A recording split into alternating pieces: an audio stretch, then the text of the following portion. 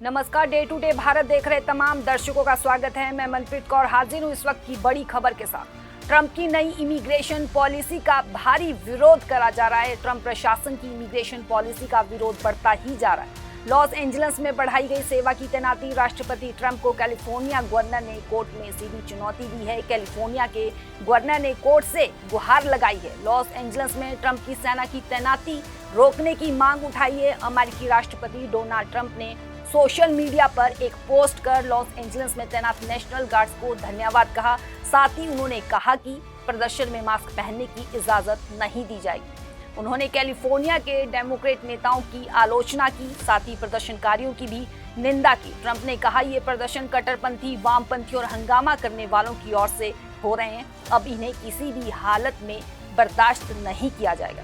साथ ही उन्होंने लिखा, अब से प्रदर्शनों में मास्क पहनने की इजाजत नहीं दी जाएगी।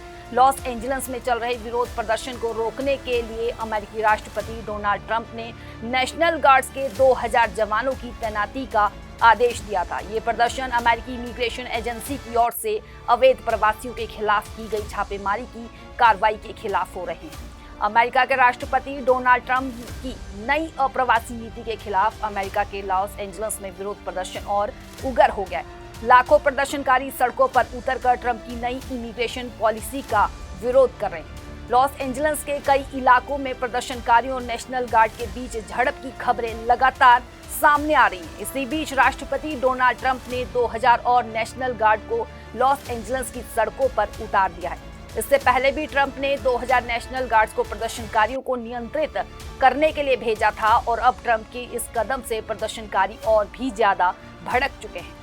राष्ट्रपति डोनाल्ड ट्रंप की आवर्जन नीति के खिलाफ पिछले 4 दिनों से लॉस एंजल्स में जारी हिंसा के बाद ट्रंप के आदेश पर 709 सैनिकों के साथ 2000 अतिरिक्त नेशनल गार्ड सैनिक शहर में प्रवेश कर चुके हैं, जिसके बाद कैलिफोर्निया के गवर्नर गेविन न्यूसम ने राष्ट्रपति डोनाल्ड ट्रंप प्रशासन के खिलाफ संघीय अदालत का रुख किया है। साथ ही उन्होंने आपातकालीन अनुरोध दायर कर नेशनल गार्ड और मरीन सैनिकों को लॉस एंजल्स में तैनात करने के आदेश को रोकने की अपील की है। वहीं कैलिफोर्निया के गवर्नर ने याचिका में ये भी कहा कि स्थानीय पुलिस इस स्थिति को संभालने में सक्षम थी, फिर भी ट्रंप ने आपातकालीन शक्ति का दुरुपयोग किया।